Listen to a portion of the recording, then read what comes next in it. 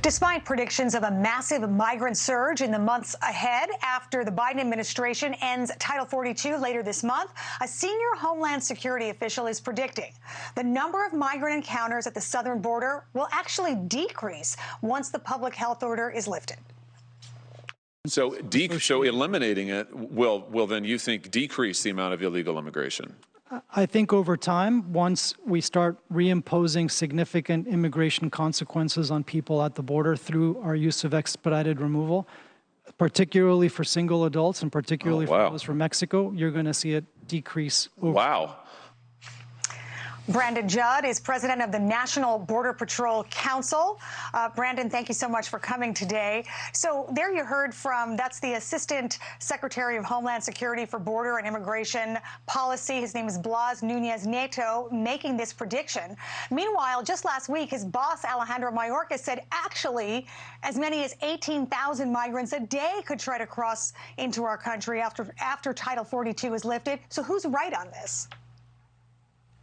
Well, Anita, I know Blas. I know him personally, and I can tell you he's wrong, and he knows that he's wrong. Unless he has some super secret analysis that nobody else has seen, he is absolutely incorrect. When you look at every single thing that we're projecting anywhere between, like you said, 12 to 18,000 people are going to cross the border illegally. And then he brings in political rhetoric when he talks about the expedited removal and how the expedited removal, these consequences, are going to drive illegal immigration down. That's not true either. We got rid of expedited removal under the Obama administration because it doesn't work, because it still allows people to exploit the immigration and asylum loopholes that exist. Nothing that he said was of substance, and what's most disappointing is he's downplaying the issue, which then encourages even more people to cross the border illegally. This is political rhetoric and nothing more than that. Well, speaking of politics, there are lots of Democrats breaking with President Biden on lifting Title 42. They're not buying this new theory either, or maybe they're just trying to appease voters. But look at the numbers here. 39 members of the House, 13 senators. So does this suggest that maybe there is more and more concern over what's happening at the border, and maybe this is becoming a bipartisan issue? There is an awful lot of concern what's going on right now. Just look at my home state of Arizona, where I patrol the border.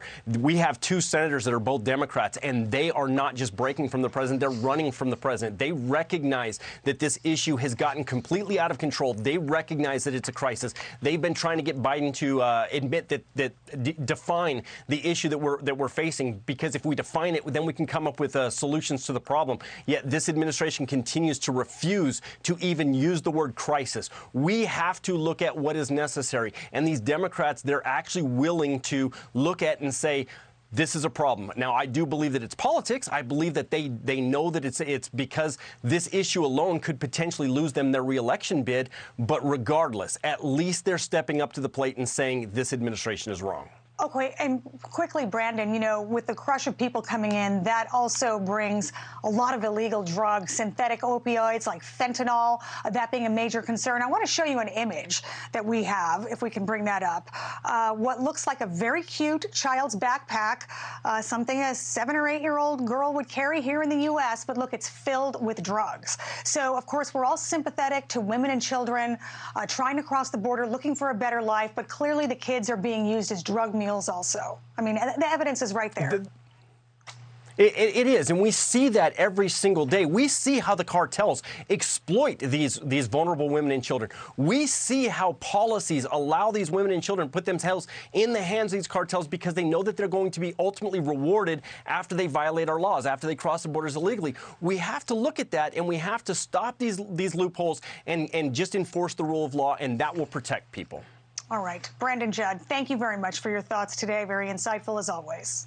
Hi, everyone. I'm Brian Kilmeade. I want you to do me a favor. I want you to click to subscribe to the Fox News YouTube page. This is the only way that I know for sure that you're not going to miss any great commentary, any great news bites, any great interviews coming your way on Fox. You can get it all here on YouTube. So subscribe right now.